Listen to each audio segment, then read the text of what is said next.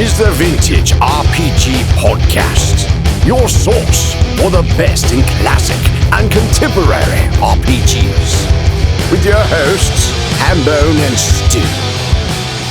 Welcome to the RPG Podcast, coming at you again from the clubhouse hidden somewhere in the swamps of New Jersey. I'm John Hambone McGuire, and with me, as always, is the founder and publisher of Unwinnable. He says, Hambone, I already live in a pretty weird place. It's called New Jersey. Stu Horvath. It's true.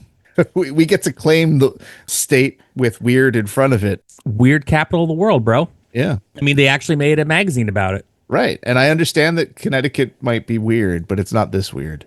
Yeah. They also don't have pork roll over there. They definitely don't. I said pork roll? I know. Taylor ham. Edit that out. Oh, my God. They also don't have Taylor ham over there. You know, and New York is definitely haunted, but it's not weird like we are. Yeah. I like the fact, just as an aside, one of the new patrons came in. It was like, I'm from South Jersey. I was like, oh, you're one of those pork roll people. And it started like a whole debate in the Discord. Yeah, and once you said it out loud, you let the dead get in, and now you can't stop saying pork roll. I said it on accident. It's a bad thing. Bad.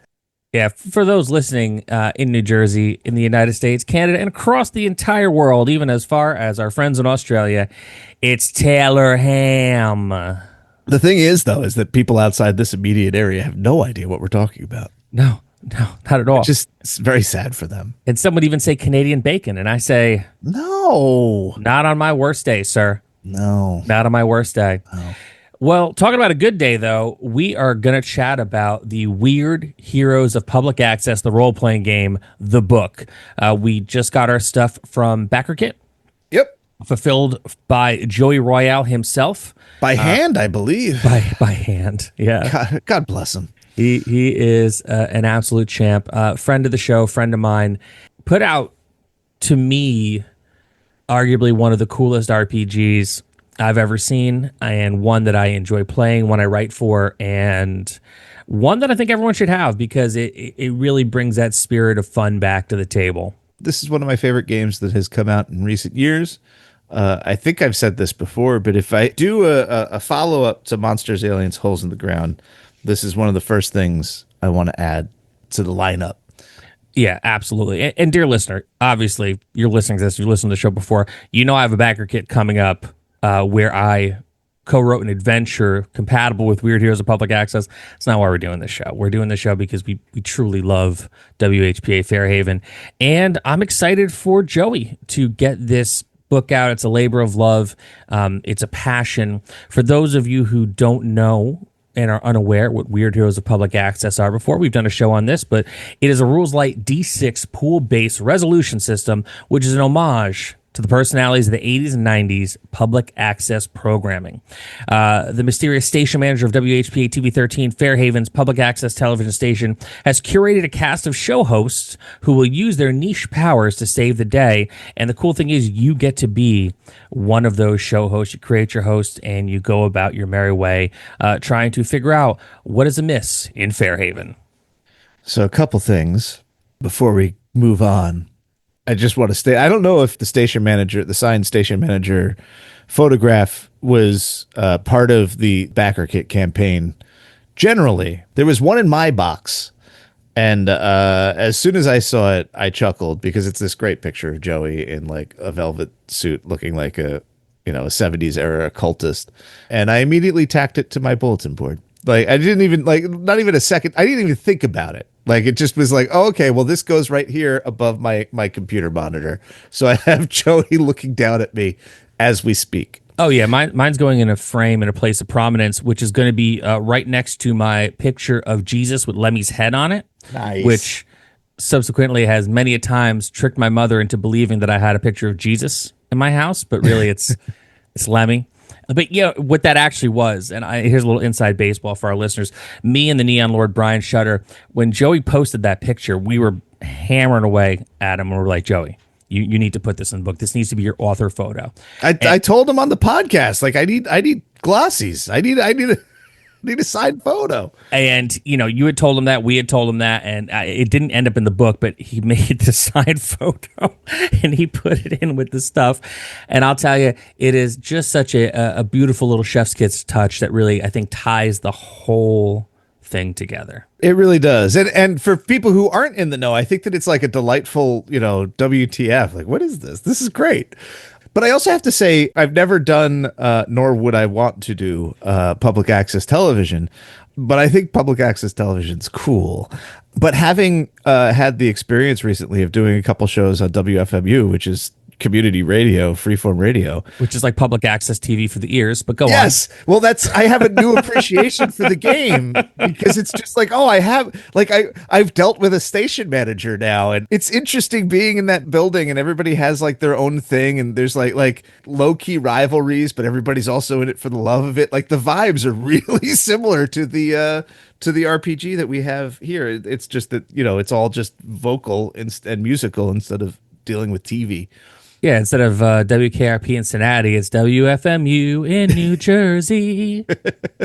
It's funny just how much more I get the game and appreciate it. But, there's always been a place in my heart for public access folks, especially horror hosts. Yeah, I mean, we got Zachary here. We had New Jersey's own Uncle Floyd Vivino. We've definitely had our share of great public access through the years. What's cool about this, and you've heard me say this before on the show, this is the RPG that got me to actually play RPGs again. It's one thing, and I think that we do have a decent amount of creators in the audience. You tend to just get lost in the sauce that is writing and producing your own books and stuff, and you tend to forget to actually play the thing that you love, which is RPGs, which you're just constantly writing. So this one and the Neon Lords, it got me off the bench, got me rolling dice again.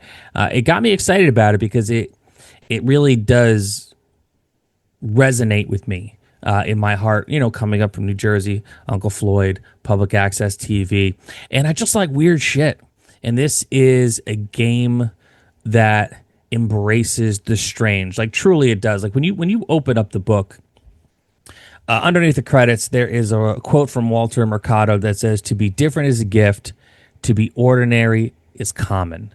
And, I think for a lot of people who dig RPGs, while it is with Dungeons and Dragons and things like that appearing in things like The Big Bang Theory and in Stranger Things, and yes, there was a major motion picture a few years back, which is pretty awesome. I don't care what anyone says. It's great, and if you ever catch it on a plane, you'll enjoy it even more. That is actually where I caught most of it. Right. It's a fun watch, but we are still part of a counterculture.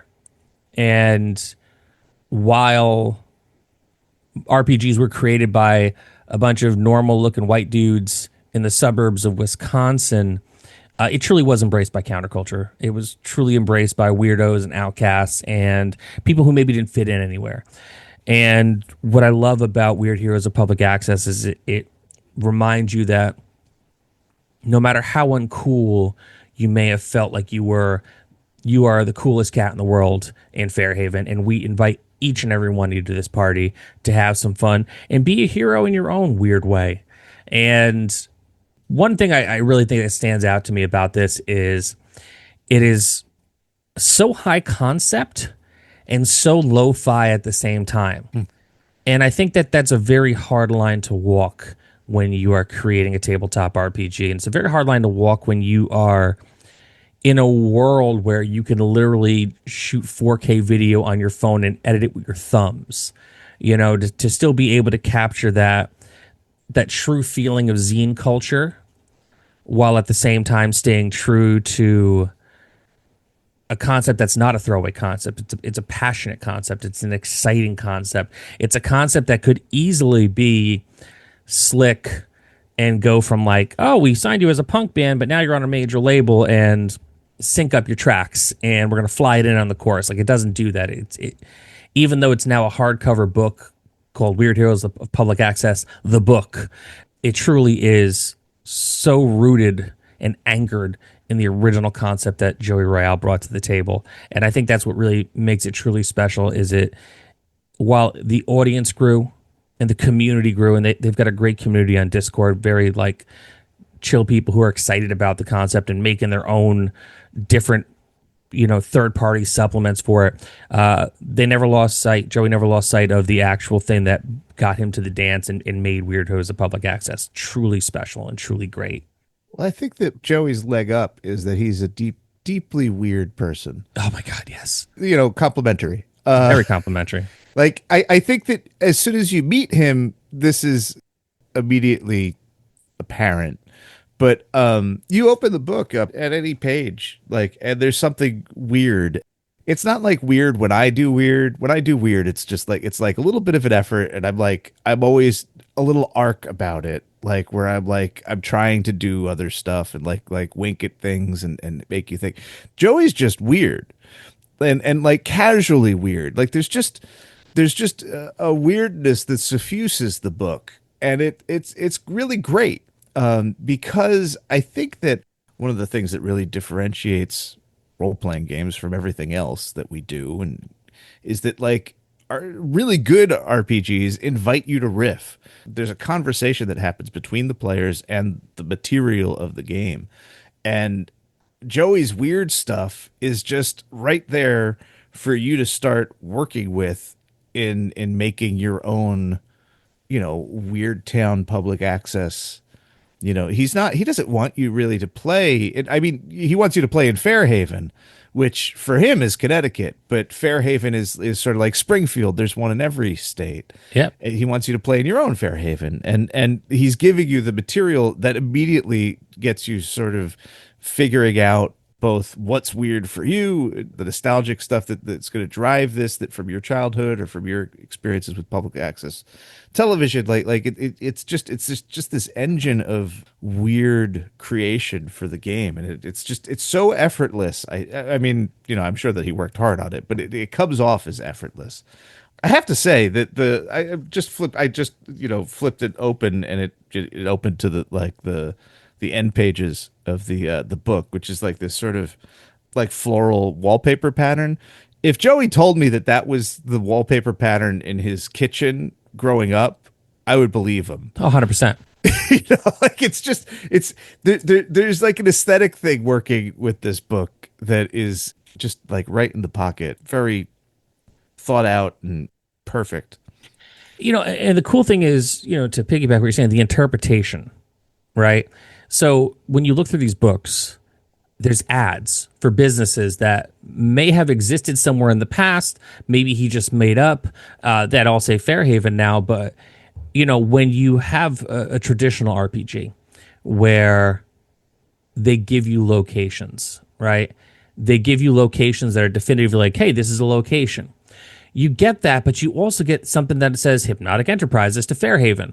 What is that? That is completely up to you to interpret on your own. Like they threw out a name, they threw out a logo to the ad, and just run with it. And I think that's a major part of the fun about playing WHPA is that you got no idea. Like you need to riff, you need to make it up on the fly. That like encourages people to really get that imagination engine firing on all cylinders, because there's no guide rails. Like obviously there's certain locations in every adventure like, hey, this is this person owns this, like whatever it may be. But like the add-on to it, the increased value to it to me is that you also like, I'm looking at like page 12 and there's like 7 ads on here.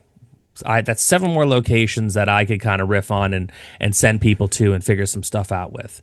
And that's cool, man. And as far as like artwork in these books go, like there are some, amazing bits of art from his kids in there. There's amazing pictures that Joey does himself, but there's also, besides the ads, like weird old photos and diagrams and like, pictures of odd places and like historical like photos that you go down a rabbit hole on the internet and you find and they get doctored up and made even weirder than they are just on site, because there is a lot of like nightmare fuel in a lot of these old pictures. Go to page 31 of the book. Be careful out there. Saigon Awry and Fairhaven. It's there's some weird stuff, guys. And yeah, it's definitely weird in the sense of Weird Tales. Like there's a lighthearted sort of trickster nature to the way that the material's presented, but it's also, it veers very dark periodically, and it could very easily be a horror game if you want it to be. I don't think that it excels at just being a horror game. I think that the real treat is that it could shift gears really rapidly. Yeah. I just watched and this is totally relevant. I just watched the Pee Wee Herman documentary. Yeah, I haven't seen it yet. I don't want to cry, but go on. It's not a crier. I mean, it might be. So you've known me for a long time. I'm an easy mark. I mean, maybe the very end, but it balances a lot of stuff really well, I think. And you're gonna be angry. You're gonna be like, your heart's gonna be warmed. But that's the Pee Wee Herman experience, right? He was a bunch of things in that character across a whole bunch of different movies and shows and stuff. He was able to change reality sort of on a dime. Often it is very funny, but every once in a while it gets very dark. Large Marge is a genuinely scary moment in that movie. Yeah. And I think that for people of a certain generation, I think that there's a good chance that your first movie theater scare was that scene. And I think that Weird Heroes kind of captures that Pee-wee, and Pee-wee also is very much of the public access aesthetic. Very much so. Weird Heroes captures something of that turn on a dime energy that Pee-wee had, where you could just do a bunch of different stuff, and it all works because it's all driven by the same high level of energy. So the specific vibe of the moment. I mean, yeah, like the movie's wild. The whole biker bar scene is like a totally different vibe from the rest of the movie. It's constantly changing, and I think that there's something that in Weird Heroes that reflects that in a cool way, and in a way that I don't think of, with the exception of maybe Toon. I can't think of, or Paranoia maybe a little bit, but that's more. Yeah, I could see that. Paranoia is a little less minute to minute and more session to session. Yeah. Toon is minute to minute, but that's also like a game that you can't play for more than a half hour. But so there is a little bit of a tradition there, but I don't think that anything has done it quite like WHPA. Yeah, no, truly. I'll tell you, like, this book, it's out to all the backers. It will be available on gethauntedindustries.com. Once this episode drops, you'll be able to pick up a copy yourself. The book is awesome. And if you're a PDF person, you get the book on DriveThruRPG. They also have the original rule book available on DriveThruRPG as well. It's a pink covered rule book. It is everything you need to get started with Weird Heroes of public access. That being said, the book itself is 100 plus pages. It's got the game rules. It's got selections from Tales of Fairhaven 1 and 2, the WHPA Station Manager's Guide, more new content as well. And it looks cool as hell. Hayden Hall cover, which is just outstanding. I can't recommend it enough. And again, it's not because I've written for it. It's not because my homie is Joey. It truly is a game that makes my heart feel good, and it makes me happy when I'm at a gaming table playing it. Came with a Weirdathon program guide, which it has a really nice aesthetic to it, even perhaps more so than the core book. I appreciate, again, having just had the WFMU programming guide get resurrected and is sitting right over there on my table. Like, this could easily sit right next to it, and it's just a perfect. It nails that vibe, and it doesn't. It's all people who back the thing, being like, "Hey, this is my host. This is my show. This is kind of what it's all about." I didn't submit to it because I actually wrote an adventure for We All Have Secrets, which also came with it. We All Have Secrets is a thick book. I was surprised with adventures. Oh yeah, no, I mean, I hit him up. I was like, Joey, my thing is going to be like 17 pages. He's like, do what you want to do, and I did, and it's all called Lost Broadcast in the WHPA TV 13 tape library. You got contributions from Levi Combs. You got pictures from Ben Grimes, Brian Quartermanche, Tim DeShane, Greg Setliff, Ian McGarty. Mine is called Punch and Judy is a Punk. It's about kind of a land of make-believe Mr. Rogers scenario with an older Mr. Rogers-style gentleman and a younger punk rock girl that goes awry. Nothing weird and sexy. It just, it goes weird, as you are familiar with when you enjoy WHPA. And I'm really proud of it. I'm really stoked that it ended up in there. A lot of nods to people I know in New Jersey and things I came up loving and running. A lot of nods to like pop culture and things that, you'll see it and you go, oh, it's that. Yeah, that's Hambone, on the nose.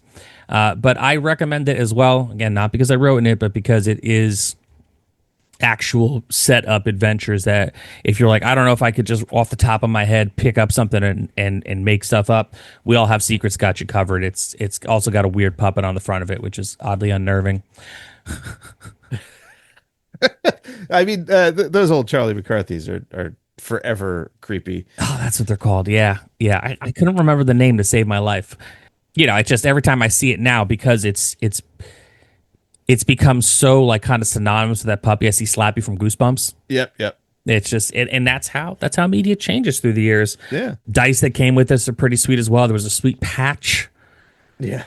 The telethon, the Weirdathon sponsor patch is the pretty Weirdathon great. sponsor patch, which was just it's a koozie for your drinks. So I'm having a nice club soda or a liquid death in the summertime. I got something to keep the drink cold and keep my hot hands off it.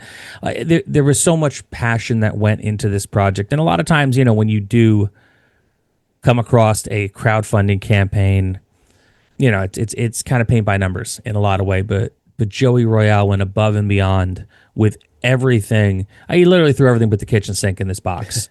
So, kudos to you, Joey. I know you were at some point listening to this, maybe with tears in your eyes from all the loving things that we've said about you today, but they're happy tears because we love you a lot and we appreciate the beauty and weirdness that you brought to tabletop RPGs. Also, side note, if this was a drinking game and you did a shot every time we use the word weird, boy howdy, you would be hospitalized. I'm just sitting here thinking of flipping through stuff and very much reminded of my Book of the Subgenius books and Principia Discordia, and also just early internet aesthetics. I know that there's a lot of this is rooted in the 70s and 80s, but I think that there's just as much sort of that GeoCities, Jiffy kind of jank-ass website, WebRing aesthetic in here as well. It all just speaks to a more interesting yet simpler world, a more analog world in a lot of ways.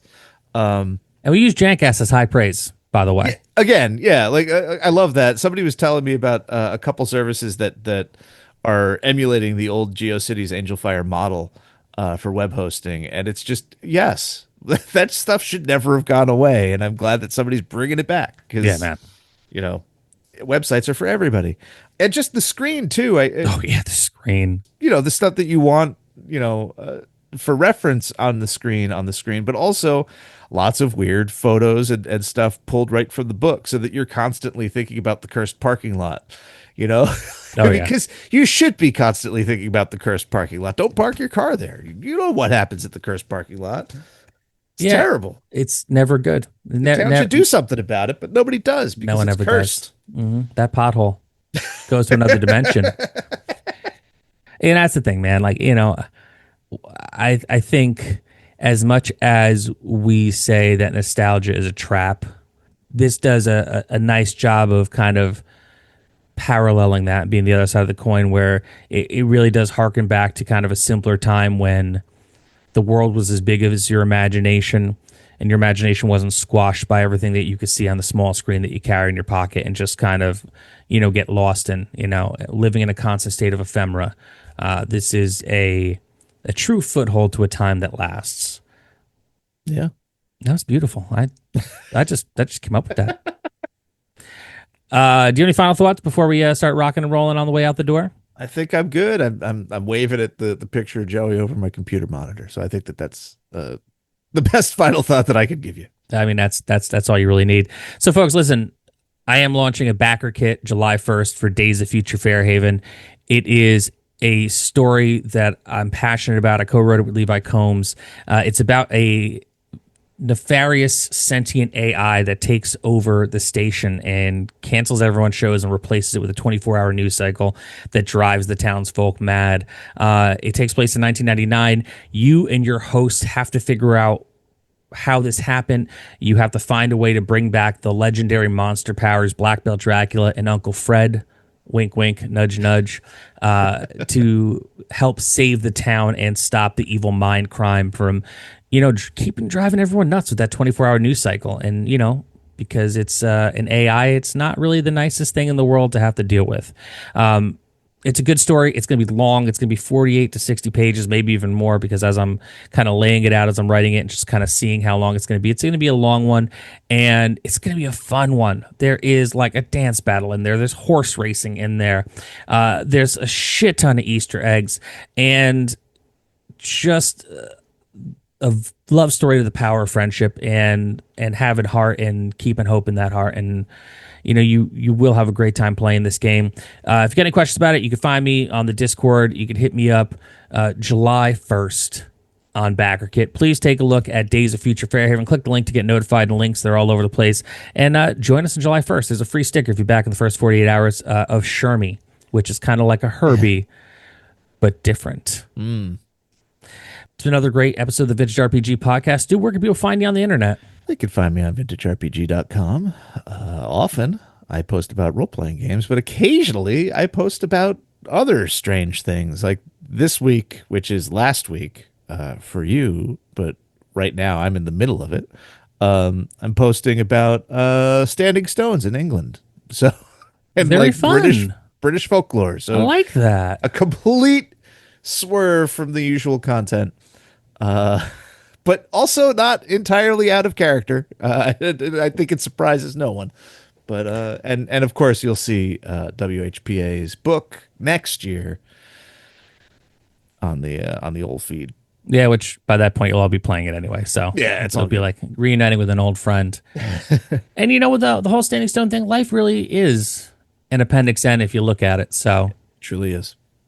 You can find me at hamanegpublishing.com. You can find me on Instagram and on Blue Sky at John McGuire RPG. I'm posting more. I've got things to promote. And definitely go and click the links to get notified of launch for Days of Future Fairhaven, July 1st on BackerKit. If you like the show, don't forget to rate, review, and subscribe. Your reviews really do help other listeners to find us. And if you really like the show, why not become a patron? Patreon.com/vintagerepg. For as little as $1 a month, you get episodes early, usually on a Friday or Saturday, depending on when we record them in the week. At the $5 tier, you could jump in on my monthly game. I play a different game every month. I try to play things that we talk about on the show. At the $10 tier, you can get in on my game and Stu's legendary and very deadly West Marches campaign. We've also got a killer Discord community we'd really love for you to be a part of. Patreon.com/vintagerepg. So for Stu Horvath, I'm John Hambone McGuire. May the dice always roll in your favor. Take care.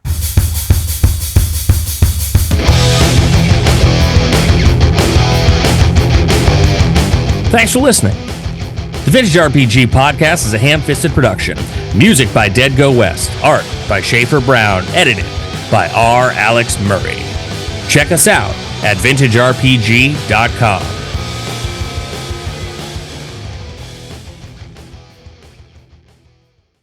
Taylor Ham